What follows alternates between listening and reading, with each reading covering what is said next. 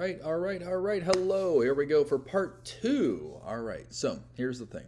We just left off with part one, and really, this is probably the hardest of all of the different elements making up our overall movie. Okay.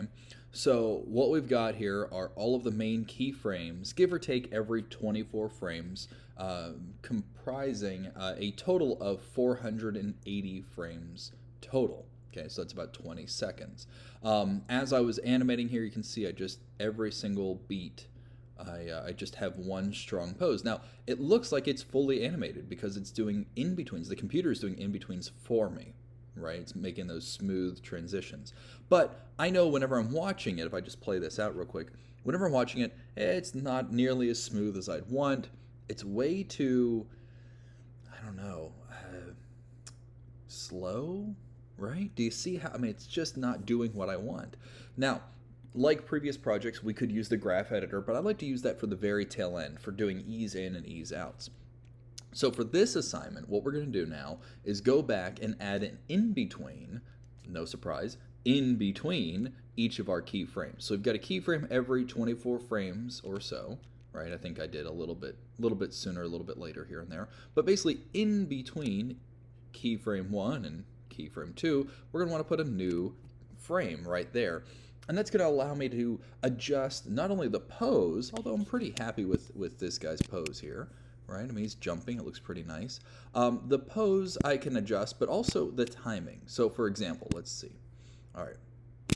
So I'm just going to grab frame 50 here real quick. So at frame 50, he's in the air. At frame 75, he is coming down, right? Now, when I think about a basketball player shooting a basket, taking a big jump in the air, there's always a little bit of hang time, right? They kind of hold just a bit in the air, and then like a rock, they come zoom, catapulting toward the ground. Well, I can play with my keyframe, right about, let's do 64 frames. Why not? Something weird and even here. And what I can do, I'm going to grab just the main plate here, the overall figure, right? And I'm going to move him up a little bit, just like this. Okay, same pose, just up a little bit. So here he is at frame 50. Okay, here he is at frame 64, and then way down here at 75. Now look at that gap. We go from, I'm going to annotate for a second. So frame 50 is here, 65 or 64, and then frame 75. Huge gap here, tiny gap right there. So because I moved this up just a little bit, I've shrunken the gap here and I've increased the gap here.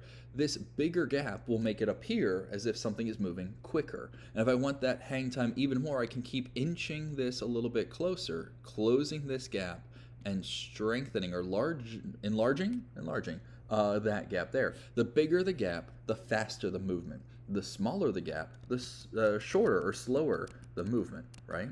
Okay, so let's check that out real quick. So I'm just going to play this out. So he goes up and boom. Okay, you know what? I want that to be even faster. Let's go back.